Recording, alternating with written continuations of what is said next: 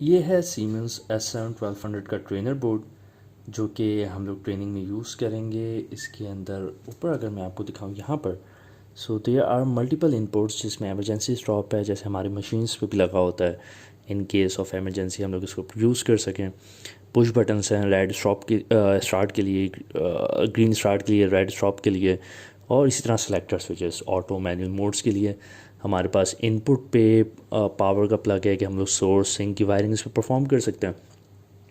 इस तरफ मेरे पास लाइन और न्यूट्रल है, दैट मीन्स कि 220 वोल्ट के लिए मैं यहाँ पे लाइन दे सकता हूँ, और यहाँ पे 24 वोल्ट और ग्राउंड की मेरे पास चीज़ें हैं। यहाँ पर मेरे पास एक ब्रेकर लगा हुआ है जो कि पावर ऑन करने के लिए, वैसे स्विच भी है, सॉकेट भी है। तो ब्रेकर ऑन करूँगा, सॉकेट ऑन करूँगा, दैन पावर मेरी पावर सप्लाई में आएगी। यहाँ से 220 वोल्ट जा रहे हैं जो कि 24 वोल्ट में कन्वर्ट होकर मेरा पीएलसी पावर्ड अप होगा।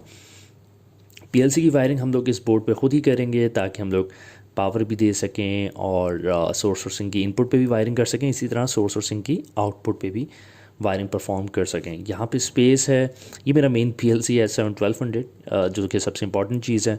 यहाँ पर इधर इसकी ईथरनेट पोर्ट का कनेक्शन है जो कि मैं इसको यहाँ से इस तरह से प्लग कर सकता हूँ।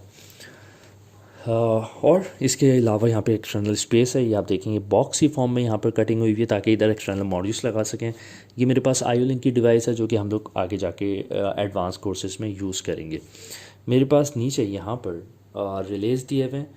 रिलेज का मकसद है 220 वोल्ट 24 वोल्ट हम लोग इस पर स्विचिंग करवाएंगे, डिफरेंट आउटपुट्स ऑपरेट करेंगे।